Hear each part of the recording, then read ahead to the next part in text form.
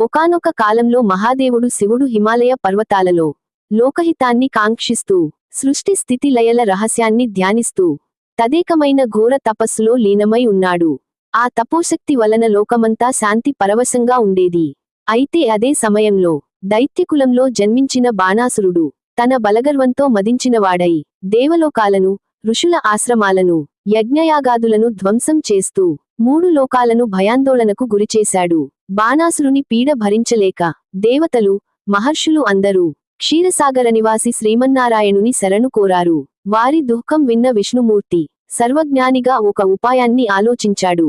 ఈ దైత్యుని నాశనం చేయగల శక్తి శివుని తపోభంగంతోనే సాధ్యం అని గ్రహించి బాణాసురుడినే ముందుకు నడిపించాడు.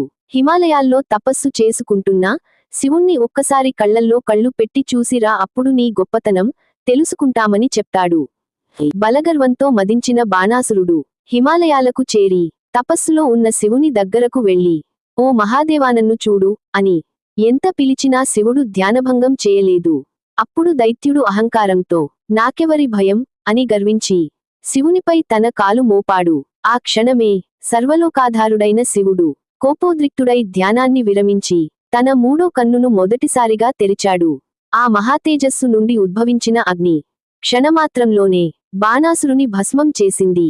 దేవతలు ఆనందంతో స్తుతించగా లోకమంతా మళ్లీ శాంతిని పొందింది. అలా శివుని మూడో కన్ను అధర్మనాశనానికి ప్రతీకగా నిలిచింది.